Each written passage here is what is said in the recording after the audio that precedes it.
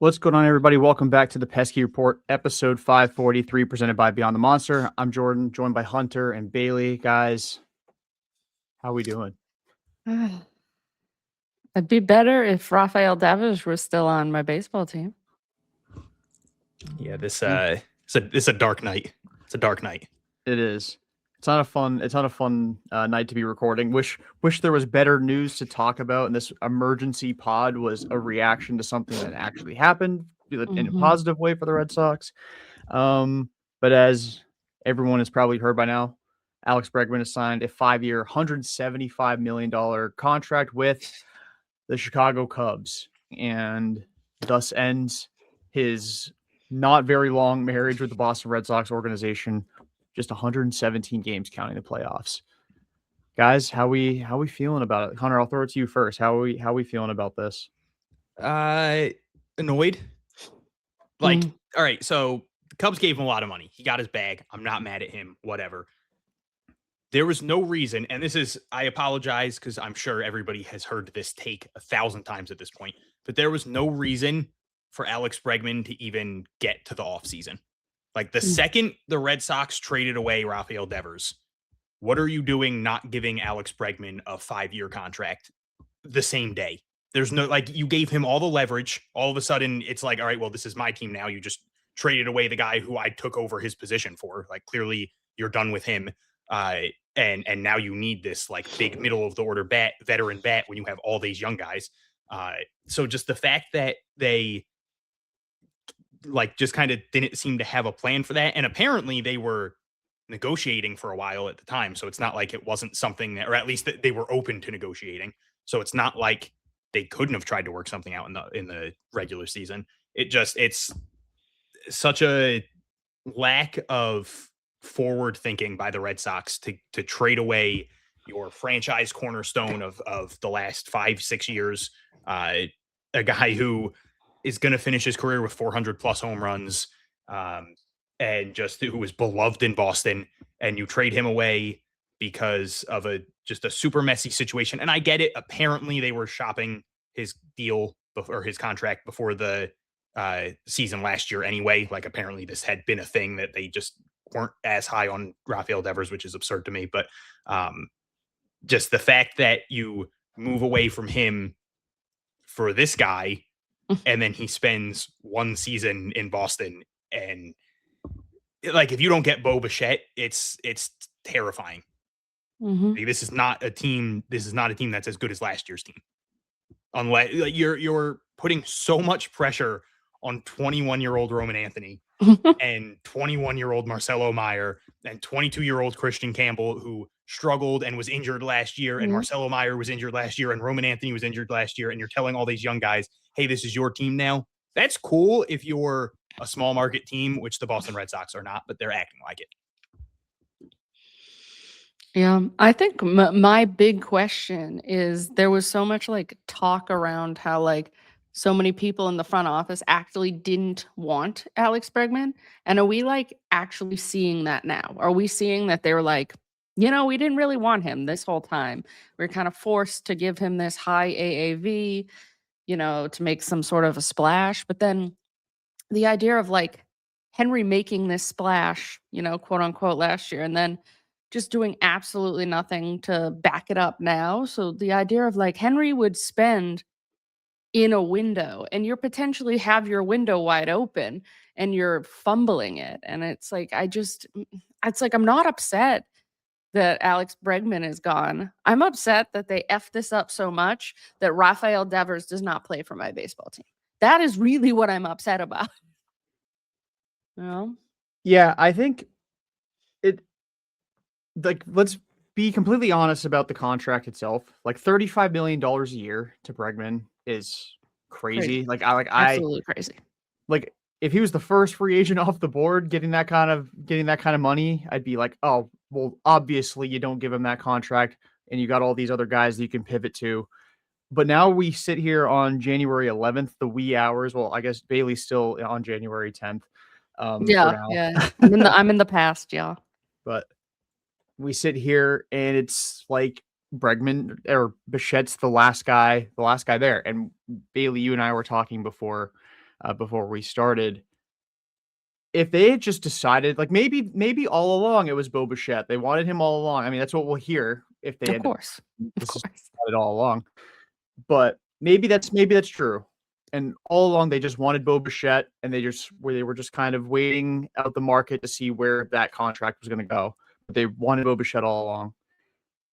He's still the last guy available, so optically it still looks like this was like the last ditch effort to put a good move out there. Like last year with Bregman, like in 2022 with Trevor Story. It's like they make that one move where it's like, wait, but actually we do give a shit. Mm-hmm.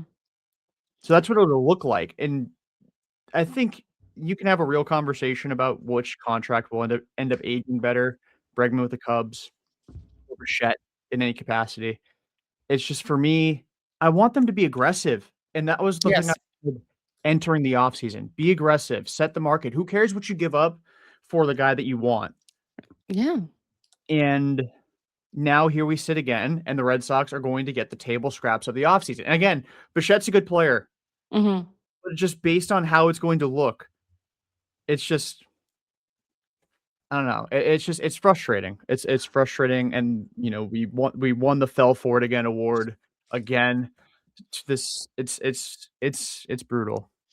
Yeah, it's like, I mean, maybe that will prove that like Bregman wasn't what they wanted. Like they weren't going as aggressive as, I mean, what the Cubs just gave was crazy. We're not talking like Xander Bogaerts crazy type thing, but No. still crazy. So you lost the player because you weren't willing to go crazy enough. And it's like, truly, what's the last time that they went crazy? It wasn't even JD Martinez. They waited that out. The last time they really went crazy and got what they wanted was David Price, I feel like. And it's like, where is that Red Sox, Because David Price leads into you get him, and then the next offseason, you go and trade for Chris Sale, and you're setting up that championship. And it's like, what's the point in going out and getting Crochet if you're not going to build anything around him? Or what's the reasoning for extending Roman Anthony? It's like you made these things and you made us appear as if you were going to try to do something, but now it's like I'm not worried about being the only team that didn't sign a free agent. It looks way worse now that they didn't get Bregman, but still, it's like I don't know what the plan is, and I guess like I'm not supposed to know what the plan is. None of us really are, but like I said, it's like it's to a point where I think Craig doesn't need to just cook; he needs to cook like a Michelin star meal. Like honestly, because I'm kind of at a loss with this lineup. Like as it is now, I've been like trying to figure it out, and it's shit every way you do it right now, Yeah. So my prospect lens of this, obviously, Mm-hmm. I'm going to look at things through that as well.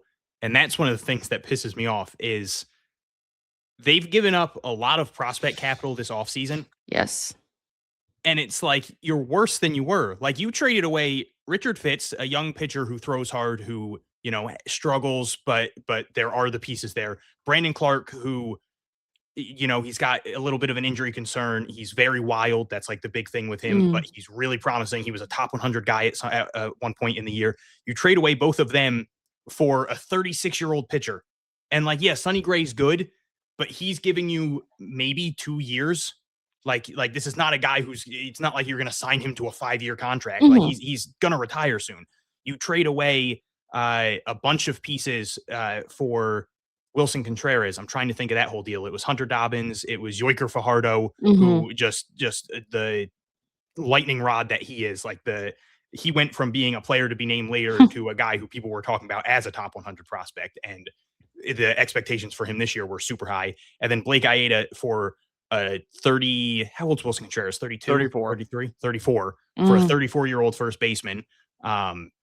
who, don't get me wrong, that's a big upgrade at first base. But Yes. again, these are win now moves. You're trading away a lot of really good prospects for win now moves. And then you're not making win now moves in free agency. You're sitting on your hands and letting all the big names go. And yes, there is still Kyle Tucker. Oh my God, Kyle Tucker out there. It's late. There is still Bo Bichette out there. I'm on cough medicine and drinking pre-workouts to try to stay awake because the cough medicine's kicking my ass. But you're giving away a lot of really exciting young prospects who aren't going to help you now, but could have been used in trades for not 34 or 36-year-olds, or could be answers 2-3 years down the line. And instead you're trading them for pieces who, at the time, it really didn't upset me. I didn't like throwing in Yoiker Fajardo because that really feels like that was to have the Cardinals pay some of the contract, which annoyed me. But it at least made sense because it was like, all right, with Wilson Contreras, you have a really good first baseman. And if you bring back Bregman, your infield's pretty good. You still kind of need to figure something out at second. But you'd have the places there, or the pieces there, where when it feel that bad, it's like, oh, you can plug and play there. Sonny Gray is a really good addition to the starting rotation. And you added Oviedo, and like it looked like you had things in place to make a run if you took free agency seriously. And there are still avenues for the Red Sox to go. If who knows, maybe tomorrow it's announced that they're signing Kyle Tucker and Bo Bichette. It's not going to happen, but who knows? What I would forgive everything. Yeah, I would. Yeah, and my thanks, absolutely. Craig, would be a real thanks, Craig. Like honestly, it would be like, you know. But like you've given away a lot of these future assets to win now, and then so like you've traded away a lot of really good multiple guys who were top 100 or fringe top 100 to at the moment be worse than you were last year. That just makes so little sense to me. It hurts it genuinely hurts my brain to try to figure out, like, did they think that Bregman was coming back? Were they like, oh, 5 years, 140 million, and there's no shot he says no to that. He loves us too much. And like no other team's going to offer it. Like, did they think it was in the bag? Was he never part of the plan? Like, was it always like, hey, we're going to lowball him, and if he takes it, sweet, we got him for cheaper than we wanted, and if he doesn't, we're moving on to whoever we really wanted. But just right now, I'm just so confused. You've taken so many bullets out of the farm system to make your team worse at the moment. Yeah, you're arguably I mean, I think the Rays are still worse than you, but like you're bottom of the barrel right now. Like the only thing is that like if the pitching is as good as like it seems to be, because we've seen projections of it somehow being better than the Dodgers, and if that proves it, then you go a longer way and you're better. I think you're better than the Orioles, but you're not. I don't think you're better than the Yankees or Toronto right now. And Toronto's gonna probably get Kyle Tucker, so that's just gonna push them up a little bit more. And it's like, so my question is, it's like, do you think that they wanted Bichette? And if that's true, do you think that Bichette makes this lineup better than what it was last year? Because in essence, you're just swapping these two out. Like, do you find that Bichette is gonna make this lineup better than it would be with just Bregman, you know? Yeah. Like, I think I feel like it's such a marginal difference. Like, it would be such a small difference. The bigger thing with Bichette is he'll probably be more productive for longer because he's 5 years younger. But yeah, like right now, I would argue that Bregman would be better for next season. Yeah, I think if we're talking in the immediate future, like 26 and 27, I think plugging them both in the Red Sox lineup, like who I think will be better. I think Bregman would be better. It's more about extending or like limiting the bad years in a contract. Like if you're going to give Bregman 5 and Bichette 7, you're probably getting a couple bad years of Bichette, but that's in years 5, 6, 7 of the contract, versus with Bregman, you're talking 2, maybe 3 years down the road. He's already not the same player. I mean, let's be honest. Like as fluky as you think the injury was, he only played 114 regular season games for you this year. So it's not like for the fans, we care so much about the intangibles, and they definitely care about them in the front office and in the dugout. But like, if he's not producing, fuck the intangibles. Cause like you're not paying a guy $35 million a year for the next 5 years to be an extension of the coaching staff. Yeah, I agree. And I agree with that. I thought the idea of him being this coach was just a little overblown because you're telling me that like, okay, so Bregman's gone, but if you're bringing in like say they do a Marte trade. So like you're bringing in Marte, that's way better than Bregman.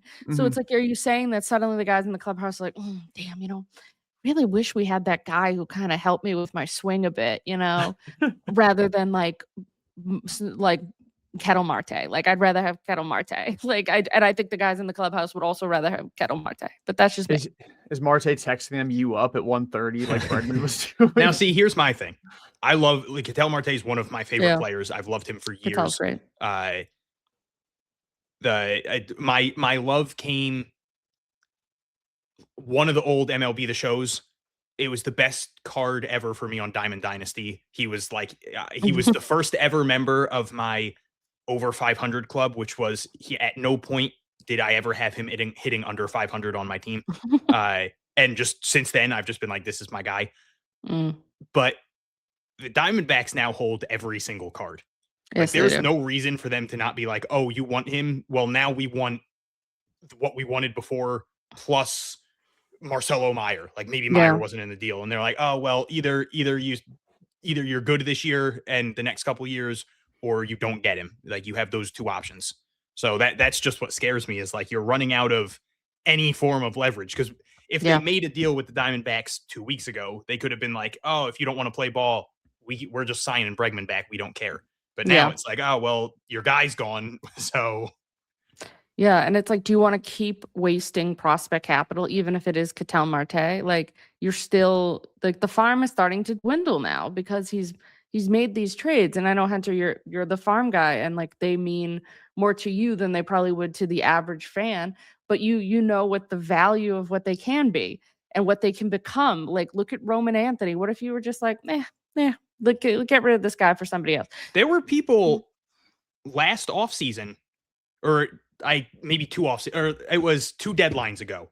Because it was 2 deadlines ago that were ready to ship off Roman Anthony to make marginal upgrades. And I was like, there's a line. I get I'm the prospect guy, but like, you have to recognize the value of some prospects. I understand not all of them have that value, but there are some that you have to recognize. Like someone like Peyton Tolley should not be to make your team marginally better. That should be for someone like Ketel Marte. If you're going to trade someone that good, you better be getting a really good player in return. Yeah, that's what scares me is like you're saying like what the haul would be to get Ketel Marte. Would he make you better now? But it's like, how much better is he making you now than what Peyton Tolley or Connolly Early can give you over the next half decade? Yeah, you better win a World Series. Yeah, yeah, and like that's fine. Like that's why you made the Chris Sale trade, and at the time, we gave up a lot. But now you're like, damn, what a steal, And you did. You got your goal. You got a championship. So it's like, what is Craig looking at, and what is he saying is going to get us a championship? Because right now, even if this is projected to be such a great rotation, like this lineup isn't good, or it's not that it's like terrible. It's just you're asking for so much from not only Roman, not only like Marcelo, but you're also asking a ton from Narvaez to like be how good he was last year. You're asking a ton from Wilson Contreras. Like you're just asking a ton from everybody right now. And it's like there's pressure on everybody, even the pitching. There's a lot of pressure on Sonny Gray. There's a ton of pressure on Garrett Crochet. Even in the bullpen, like Aroldis Chapman, you're asking all these guys to be as good as last year, if not better. And that's such an ask. And I don't know. I think it's too much of an ask right now. The messaging is just inconsistent as it's been basically the entire time Craig Breslow's been in charge of the baseball operation in Boston. But like, even in the last few weeks, what was it?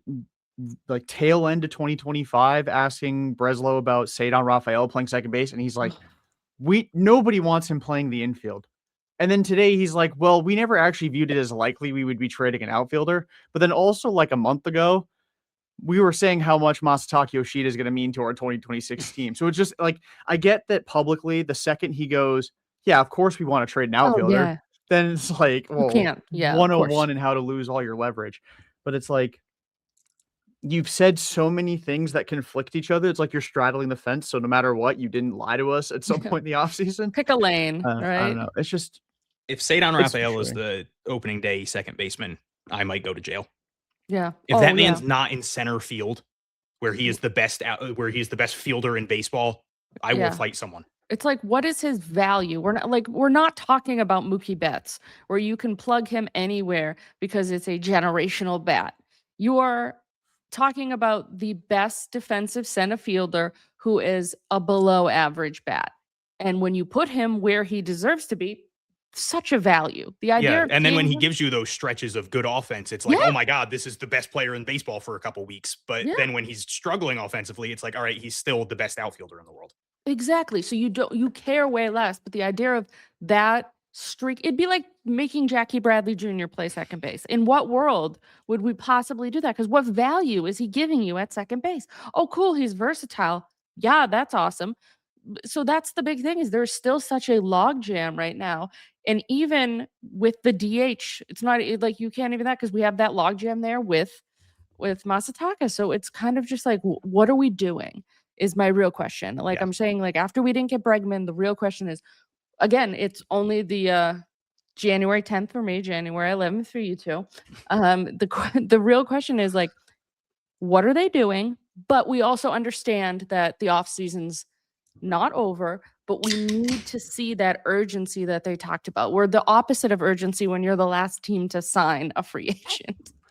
quite Yeah. literally the last team to sign a free Yeah. agent, because the Rockies signed Lorenzen the other day. Yeah. So it's like, Now, I'll give them some form of credit, because since he said this, they did trade for Garrett Crochet and then signed him to a long-term deal. They did sign Alex Bregman, but it was to technically Yeah. a 1-year deal. And even at the time, everyone was 90% sure it was going to be a 1-year deal. Like the only way he was not opting out was if he was god awful or got hurt and missed like the whole year. Mhm. But I think it was 2 off seasons ago where Craig Breslow made the whole like now we go comment. I don't remember exactly what it was, but it was basically like, all right, now we spend money.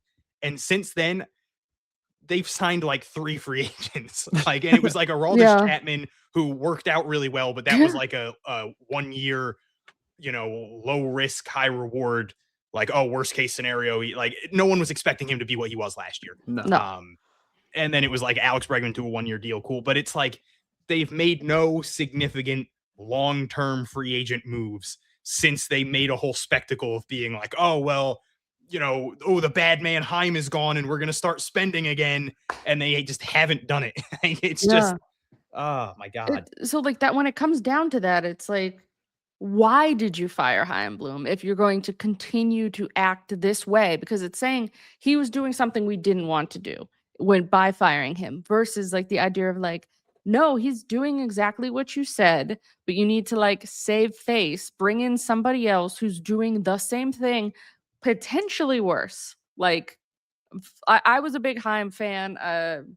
So it's like, and what Chaim did, like his big issues was like kind of the same as Craig. Decisiveness. Yeah, Yeah. and like I feel like Craig kind of has that issue at the trade deadlines too, where it's just like he doesn't know what he's doing there. And yeah, last offseason, like it was great when you were able to get Crochet, and then thank God that extension, because imagine where we would be at if there was no extension. So it's just like they kind of seem like they are like two sides of the same coin.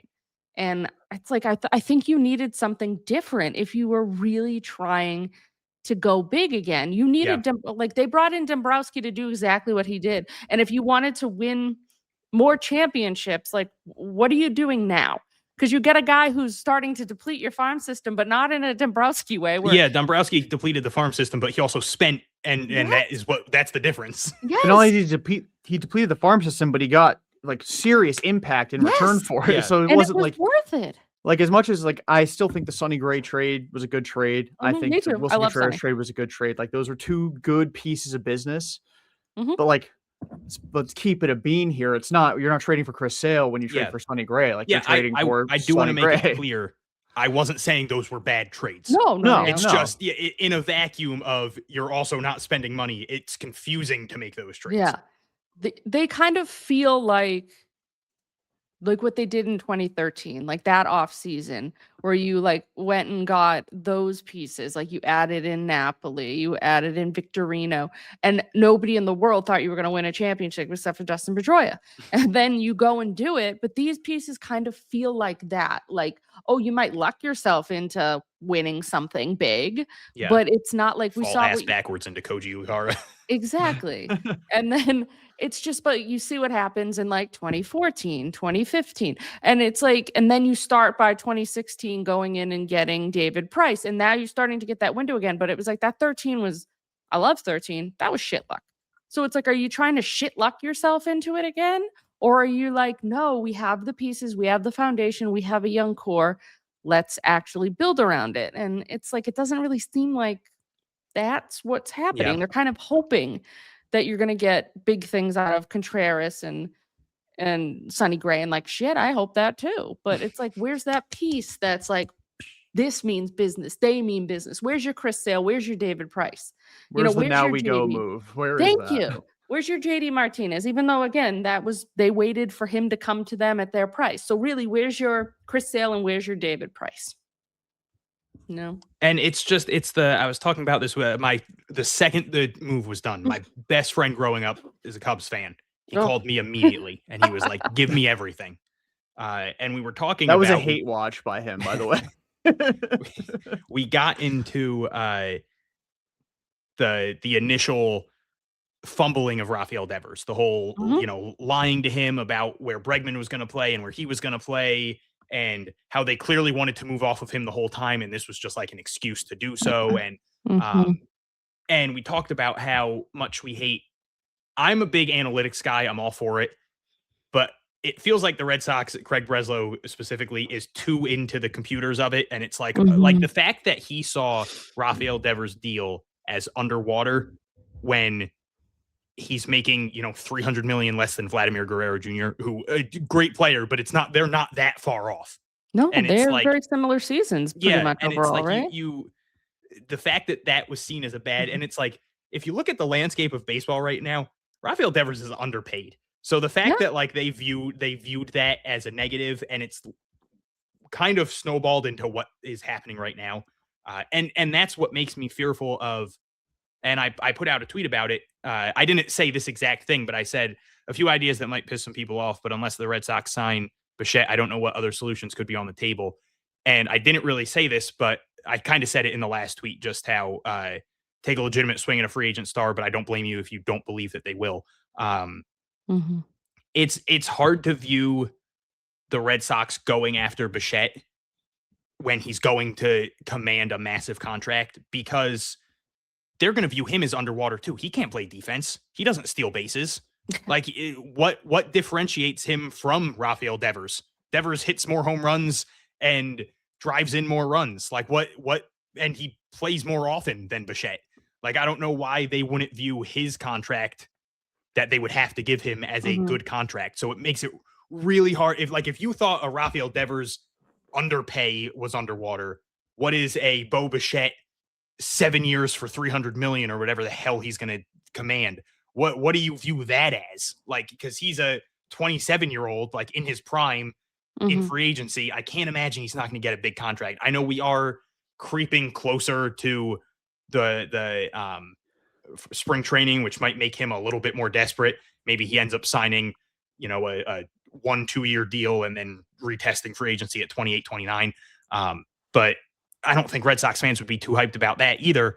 Like if the Red Sox, if tomorrow it was announced the Red Sox sign Bo Bichette to 1 year, 40, like to the same exact deal Alex Bregman did, I think the initial reaction from Red Sox fans would be like, cool, we're going to lose him next offseason. So I had 4 options that I could see the Red Sox doing.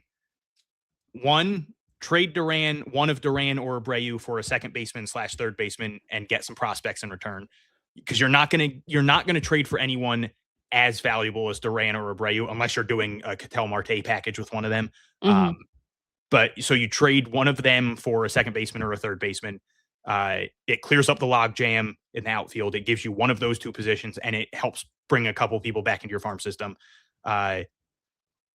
Christian Campbell back to second base. You're jerking him around a lot.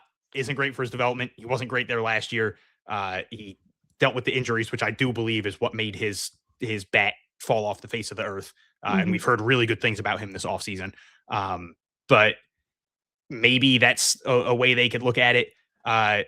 My third one, Marcelo at third, Mikey Romero at second.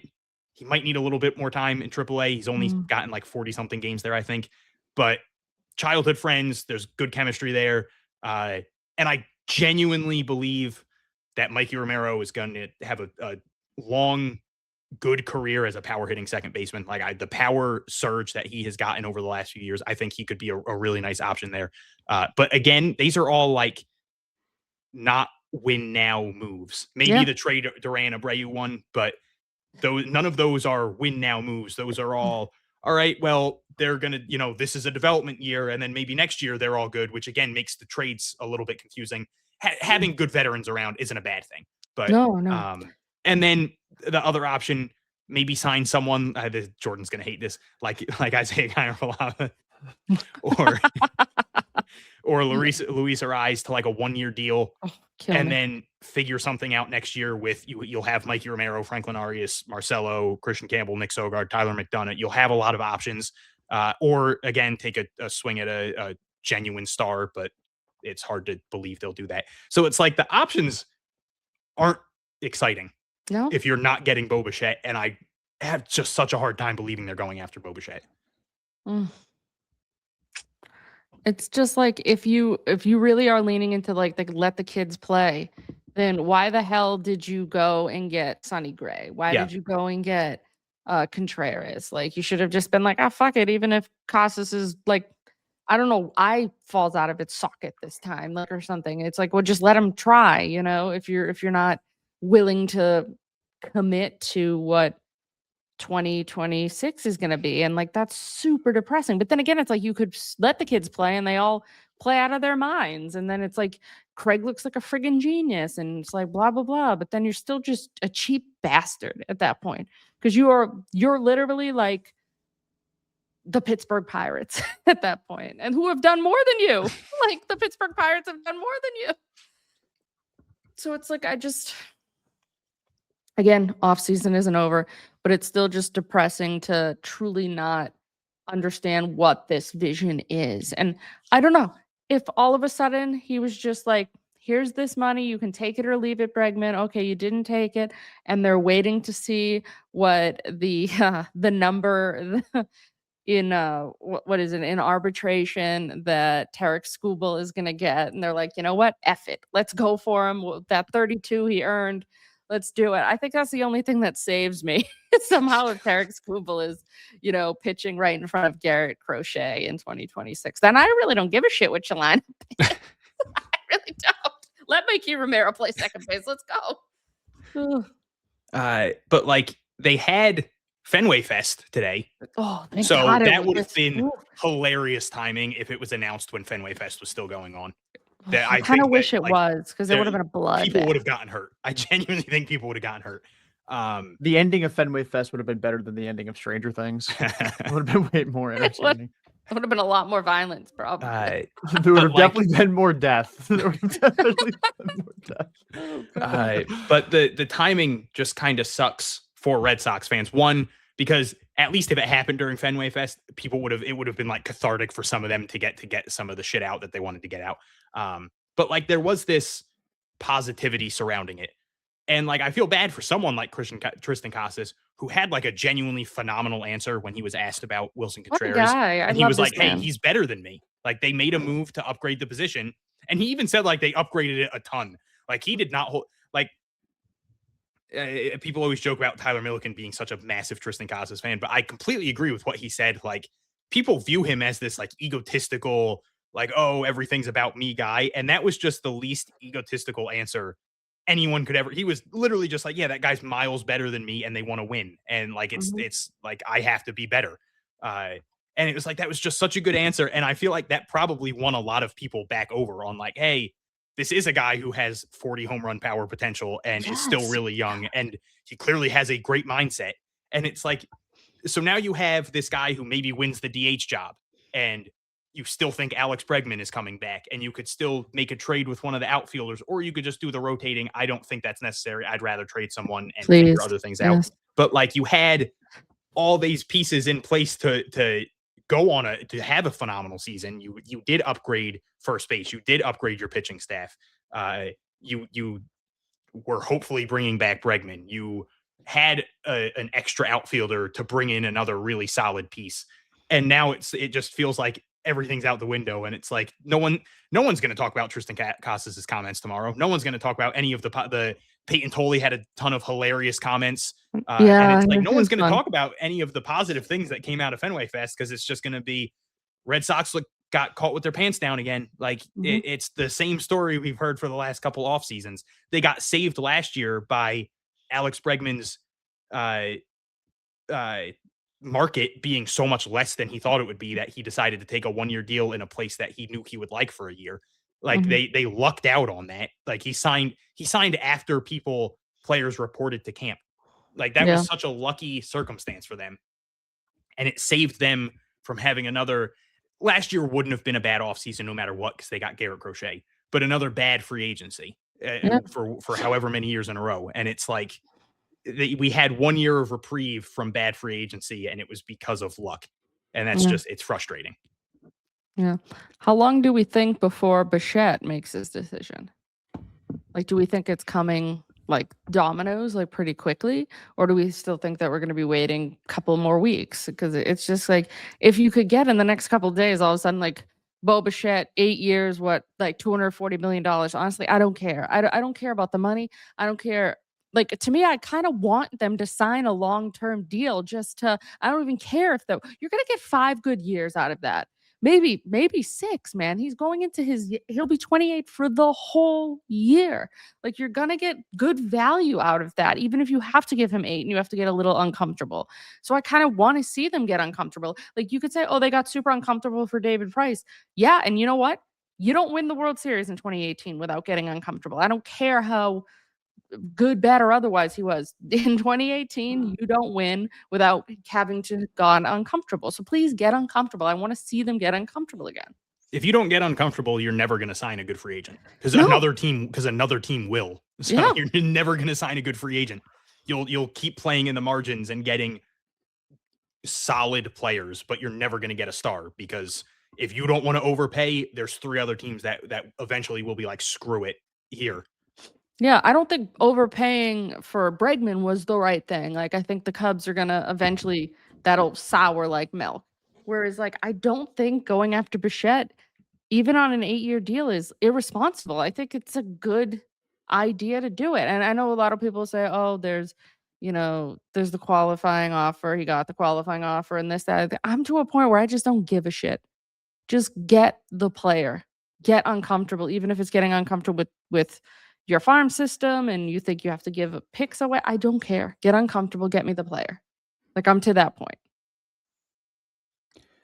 Yeah, I think, like, you're the Red Sox. You have all these resources for, like, player development and stuff. Like, I'm not really that concerned about losing draft picks through signing QO guys. And, like, yeah, I want to see them get aggressive. And at this point, it doesn't seem like they're going to get aggressive, even if they end up with Bo Bichette. I don't know. It'll always just look like a panic pivot if that's how they end up with addressing the lineup. It's just a frustrating situation that they're in right now. People could think it's a panic pivot, but I think it's the better deal. I truly, just for how much younger. He's 5 years younger. So you're going to get 5, like, if you were to get the 5 years of Bichette or 5 years of Bregman, I would rather have 5 years of Bichette from 28 to 32 or to 33. Yeah. I can't do math. Yeah, I would. I would agree there. I just wish the Red Sox would treat it like that too. If they wanted Bichette more, go after him. Then just sign him. Like, I mean, I get that Bichette would also have to agree to sign. Like, you can't just throw the guy. Like, they could throw him $400 million, and if he doesn't sign it, they haven't signed it. But yeah, like, it's just the lack of decisiveness, which is what I've brought this up several times throughout the Breslow years. He said that he is the conviction to make the difficult decisions at the MLB level. That Mhm. was what he Right. said. That was the most impactful quote of his introductory press conference. I haven't really seen a whole lot of conviction out of him in his Red Sox career. Mhm. Like even Crochet, he bowed out of that sweepstakes and then jumped back in. He just doesn't. I Yeah. don't know. I'm waiting for the actions to match the words with him right now, and we'll see if he does it with Bichette. It just sucks to lose Bregman, and not too far removed from losing Devers as a byproduct of signing Bregman in the first place. Yeah. Again, that's what bothers me the most. I want my Raffy back.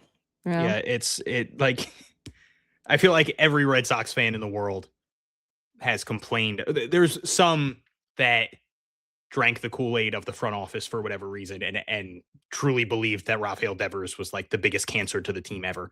Despite No. the fact that there was never any reporting on that literally until he got traded. And then all of a sudden it was, oh, this guy, everyone hated him. But I feel like we've heard complaints from 99% of Red Sox fans about losing Rafael Devers, and I believe it was justified. And it's like it could have at least lifted the pain a little bit if you re-sign the guy who you got rid of him for, Mhm. and just it opens up that can of worms again. And it's like I feel like we're going to be talking about the Rafael Devers trade in 5 years, like we still are about the Mookie Betts trade. And at least with the Mookie Betts trade, there was it felt like you got more potential in the return. And don't get me wrong, the return did not work out. But Mm-mm. like there was like, oh, Jeter Downs is a top 50 prospect in baseball, and Connor Wong's a young prospect catcher who has potential. And with Rafael Devers, it was like it was a salary dump. Like you Yeah. were getting one decent prospect, uh, Yeah. a left field or a left-handed pitcher who the Giants grossly soured on. Like very quickly, they were out on Kyle Harrison, and a really bad reliever who was literally just so that salary dump wasn't as much of a salary dump as it could have been. Like Mhm. so losing him and then losing the veteran star player is just crazy to me. I don't know. I don't know. Yeah. It's frustrating. It's It just frustrating to see Rafael Devers yeah. go to San Francisco and be good. And I know fans, Yep. there's a lot of fans that are probably just tired of hearing about Rafael Devers. But when the No. front office makes a move like that, it's not unreasonable to not let it go. It's been a Yeah. couple months. Like it hasn't been that long. People still bitch about Mookie. Yeah. And I will say to this day that I don't believe I'm not a person that believed that Mookie Betts wanted to be in Boston. He can say whatever he wants. And I think it was like the Red Sox offered him like 10, 300 million. He countered with like 12, 4, 12 or something like crazy. And to me, that means you're not really playing that much ball. Had the Red Sox said, I don't even think if the Red Sox give him the $365 million that the Dodgers offered, he takes it. He goes to free agency if COVID doesn't happen.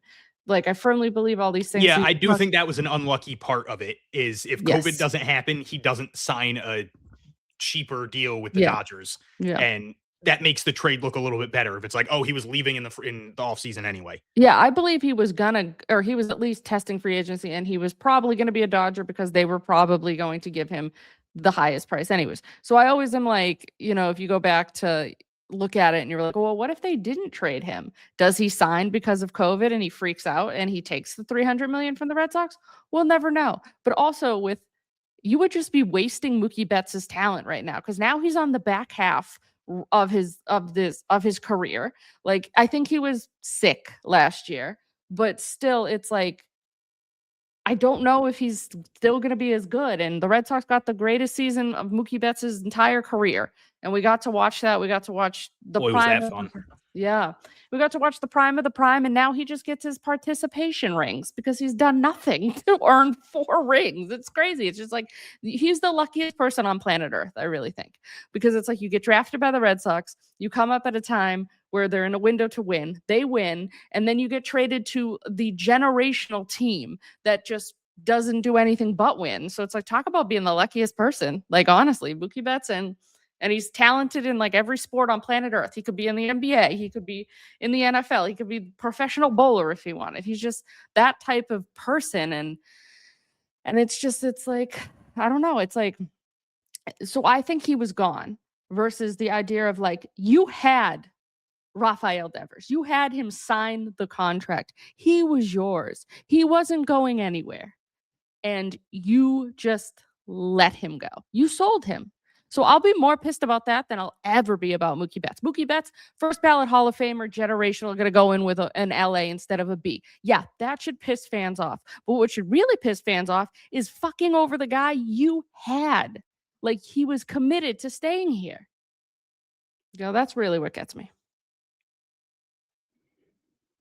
Yeah, it's just, it's validating to the opinion that they're just cheap. And it's weird. And it's weird to say that because they're still going to be like top 5 in payroll. And it's just, I don't know. It is frustrating. And you had Devers locked down long term. All he wanted was you to be as committed to him as he was to you. And you were like, we'll actually just bring you down to our level and we will ship you out of here. Yeah. It's annoying. We'll ship you out of here for 114 games of Alex Bregman and then a quick exit in the stupid wild card round. Yeah, good job. Good job, Red Sox. Against the team that you've habitually murdered throughout your major league career. Yeah.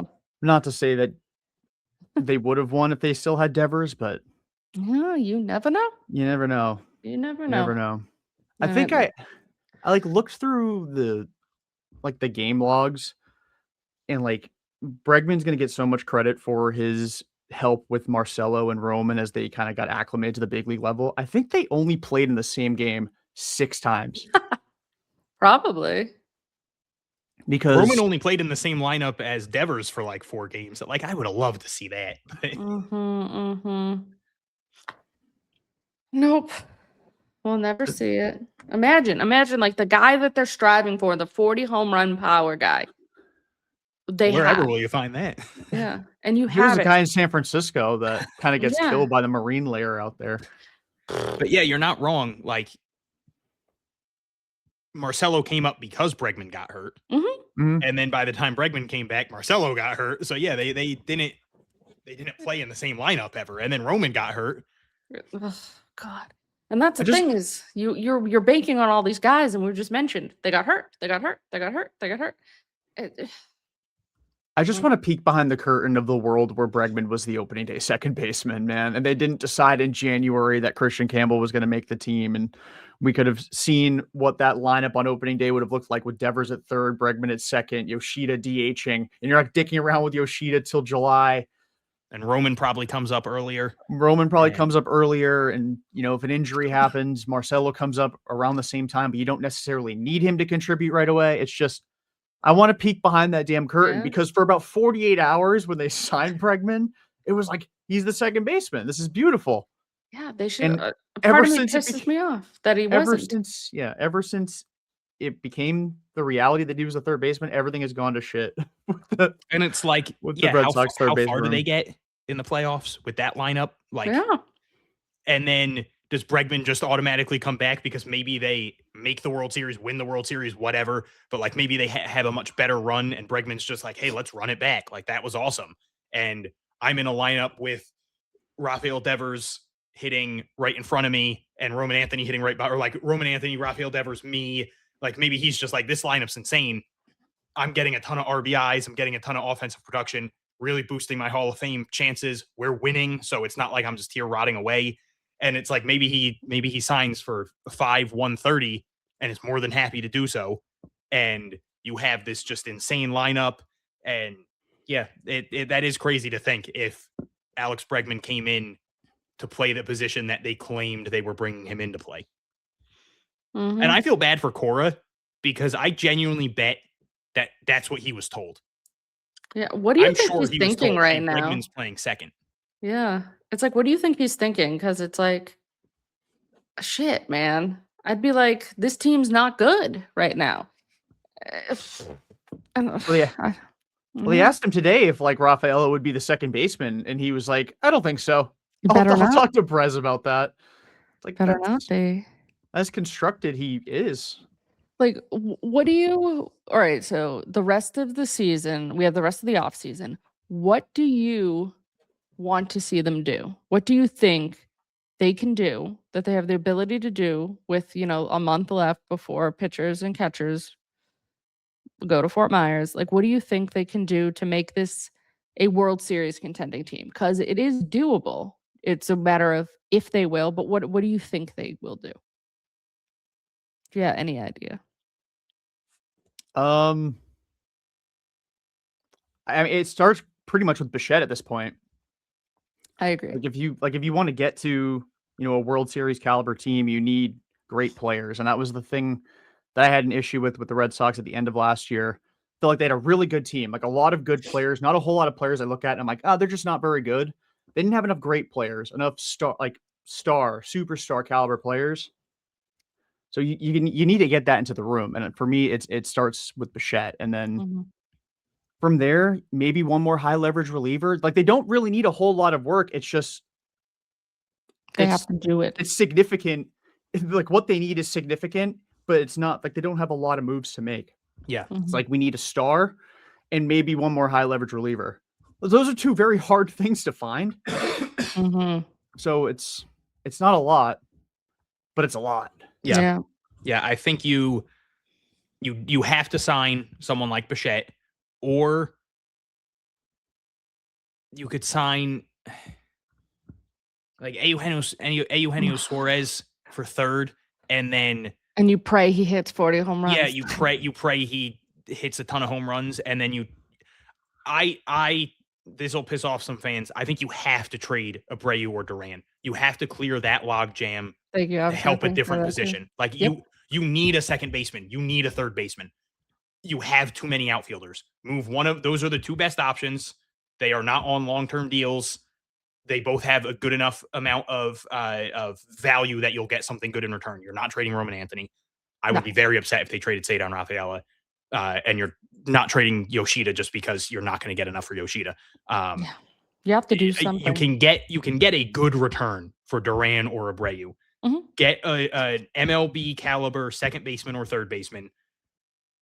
Get some prospects in return as well, and then or you put one of those two in the package for Ketel Marte and you throw in some prospects and you get Ketel Marte, and then you make some kind of signing for the other position. That's a good sign. Again, like it's a Bo Bichette would be amazing, or you take a swing on Eugenio Suarez or someone like that, and you hope that he has a phenomenal season, which isn't impossible. We've seen him do it.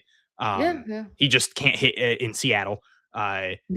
I don't understand why the Mariners traded for him after knowing he couldn't hit there. But Yeah. After getting rid of him, they were yeah. like, we need him back, baby. But like, and that's the way you clear up the log jam to help a different position. You hopefully sign Bichette, but if not, you have to take a swing on someone else. And yeah, I don't even think you need like a massive move for a reliever. You can sign like dude from the Twins. I can never pronounce his last name. Danny Columbia. However, Column Bay. Yeah. Or something. Yeah, I know what you mean. Like you sign someone like that. Even bringing back like Justin Wilson, he's good enough. I mean, don't get me wrong. That's not obviously not an upgrade because he was on the team last year. Yeah. But you have those pieces then, and then because then in the season, it's like, oh, maybe Jake Bennett can help. Maybe Kyle Harrison figures it out and we can put him in the bullpen. You've got David Sandlin. Like you do have a lot of good young arms in like AAA who maybe become massive role players this year. Mhm. But again, that's taking swings on people. Yep. I'd really just rather them go out there and sign Bichette and make a trade for another reliever or the second baseman or whatever, because I also just don't think it's fair to like, I'm a massive Marcelo Meyer believer. I think he's a fantastic person. I think he's an elite defensive player. Like I loved how much he opened people's eyes on his defense last year. That was so much fun to watch. Yeah. And don't get me wrong, I'm not saying he is Roman Anthony levels of hitter by any stretch of the imagination, but like I think he's good enough where he won't need the platoon. Like that was a thing with him. I think by the end of the season, it will be again, not to the extent of Roman Anthony, but where Alex Cora was like, man, what was I doing platooning him for a little bit? I think he'll be like, oh yeah, Meyer doesn't need a platoon. Like we don't need to do that anymore. But you're asking a lot for a guy who has had injuries and has played like 20 something games in the majors. Like you're asking a lot for him. So it'd be great to make him not have to shoulder the load. Like even if you bring in a good infielder and then if Marcelo takes his place, no one's going to care, you know, but it's just, you're banking way too much on a bunch of people that have, you know, less than a full season combined in the majors. So you need to bring in another veteran infielder. Yeah. On top of a big signing or a trade or whatever it is. Yeah, because I agree. I love Marcelo, but like the idea of being the number 4 overall pick, and in that draft, everybody says the consensus number 1, you know, and he dropped to us at 4. I was just like, oh shit, this is amazing. And all of the comparisons were Corey Seager. Like that's a high bar to try to hit for anybody. And I still believe he can be really good, but I would love to see him be at AAA with like no pressure, pounding on the door because he's so good that you just have to give him an opportunity again. So like that's the idea of bringing. And that's why I in hate comparisons. Oh yeah, because wildly unfair. Because that happened to him. He got compared to Corey Seager, and then when he's not Corey Seager at 22 years old, everybody's like, "Oh well, this guy's not that good." Yeah, what a bust. Yeah, it's like but like you said, he's been injured, but maybe we're hoping that finally this, you know, having the offseason surgery that can sort of help remedy it and he can have a healthy season. You know, that's the thing. I just want to see a healthy season from Marcelo Meyer, really. And just from talking to him a couple times and from talking to people in the organization, I hate the narrative of like he doesn't care. The amount of times I've seen people like when he gets hurt and they're like, oh, well, he's milking it. He's not like, oh, he's not hustling to get, oh, look, Roman Anthony was back quicker than him. And it's like, I promise you, and this is going to sound biased, but I promise you from talking to him, like very few people are going to care as much as Marcelo Meyer. Yeah. Like that dude just wants to play baseball and wants to be on the field with his best friend, you know? Yeah. And like, he's got multiple of them in the organization. There's a reason so many people love Marcelo Meyer. Like everyone that he's played with loves him. So just, I don't like that has become a niche narrative. It's not like it's everywhere, but like I've seen enough people that it's become a narrative of like, oh, yeah, you know, and it's like, just look at his passion when he was in the majors. Because like, obviously not everybody's sitting there watching him in the minors. Look at his passion when he was in the majors. Every time he did something big, every time one of his teammates did something big, there's the picture of him or the video of him making that play at third base. Yeah. And the one where they caught, who was it? Was it Jazz? I forget who. No, it wasn't Jazz. Who was it? The Yankees. They caught someone on the Yankees. Was it Volpe? It was Dominguez. Oh. It was Dominguez. Yeah. Like, and him like jumping up and down, screaming, like, I promise this dude cares. So just, but it's just, it's unfair to put as much on his shoulders as they are at the moment. And again, there's still time in the offseason. Maybe they'll make moves. But like as of right now, he is your opening day third baseman. Yeah. And maybe he wins that job in spring training, but he shouldn't already be like, hey, by the way, you're playing third base this year. Yeah. I would love for him to, all the hard work pays off.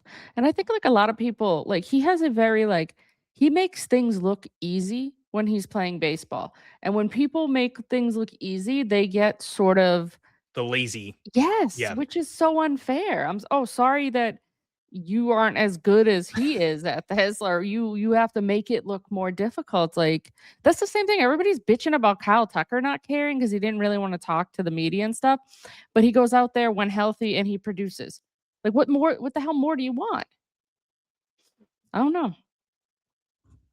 And not everybody's Dustin Pedroia. Not wanting to talk to the media is something that fans get mad at, and I don't understand why. I don't give a shit. I care about your production. I've gone into locker rooms, and I've never had this happen, but if a player said to me, like, I don't want to talk, I'd be like, all right, cool. That's fine. That's whatever. I don't care. Like, that's your choice. I don't blame you for not wanting to talk. You're there to play a game. I don't think you should be obligated to answer questions every night. I just, that bothers me. I don't think that I think that that's a thing that too many fans take too much stock in. Yeah, it's so stupid. I mean, nobody hated the media more than Ted Williams. And nobody cared about playing the game or fans more than Ted Williams. Yeah. So, like, who gives a shit? Like, I'm sorry. And like, don't get me wrong, it's also good to have those people in the organization. Oh, Like yeah, that absolutely. was a big thing with Bogarts. That's always a thing people talk about. Like he could go 4 for 4. If they lost, he would be like, "Hey guys, talk to me, and I'll take blame for." Like he was great about that. That was awesome, and that was something the Red Sox wanted Rafael Devers to be, and that's just not who he was, you know. No, And that's they unfair. took offense to that. But it's like, not everyone needs to do that. And the Red Sox have people that will do that. Marcelo will talk to the like that is something he will do. Roman Anthony will talk to the media. Carlos Narvaez has been amazing about it. Garrett Crochet, like they have a ton of people who will gladly talk to the media. I don't like the guy. Aroldis Chapman will do it.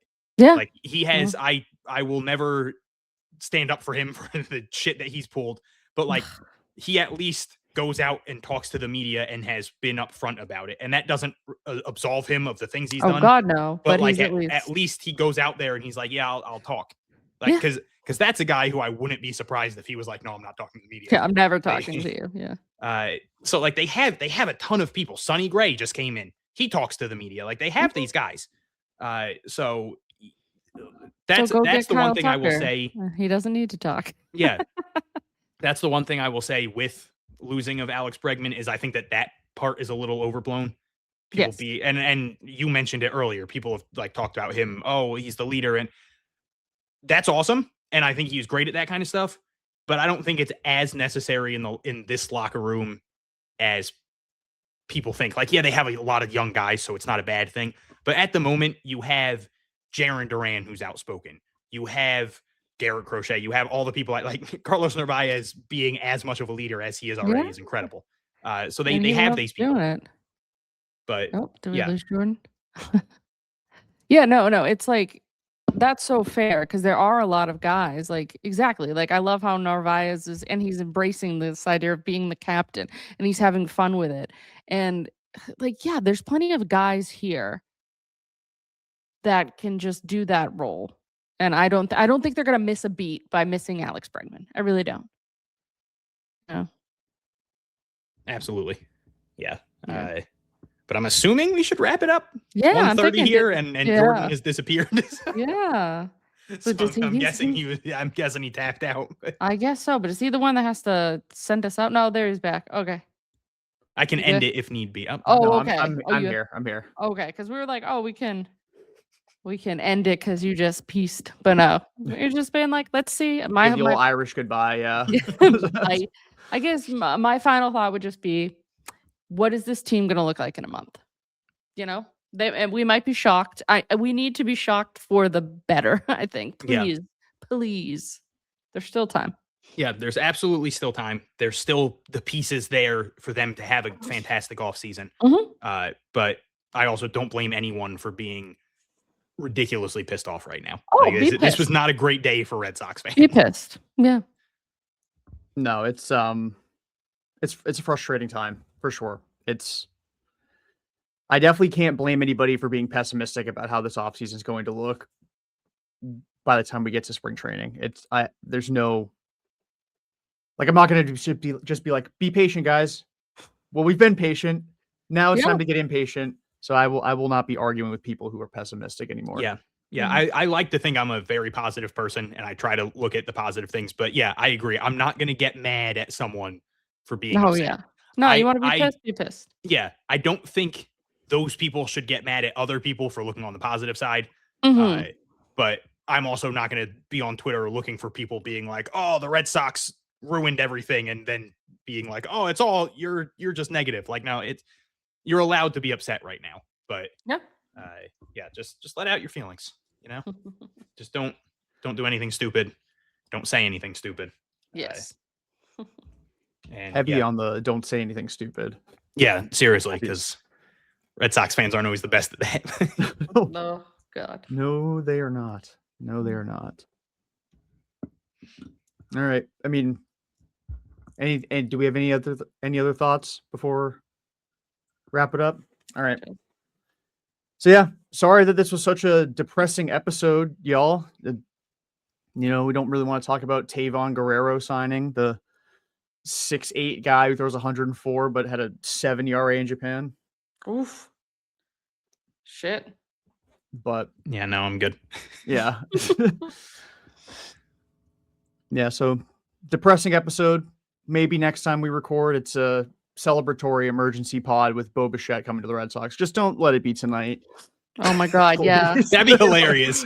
We end it and then it gets announced and it's Yeah, like, it just comes on. right in next. I kept Oh, looking to man. see if anything. Nothing as of now. No, I'll be out cold. Yes. But yeah, so that'll do it for this edition of the Pesky Report. Again, episode 543, presented by Beyond the Monster. For Hunter and Bayleigh, I'm Jordan. Until next time, peace out and go Sox.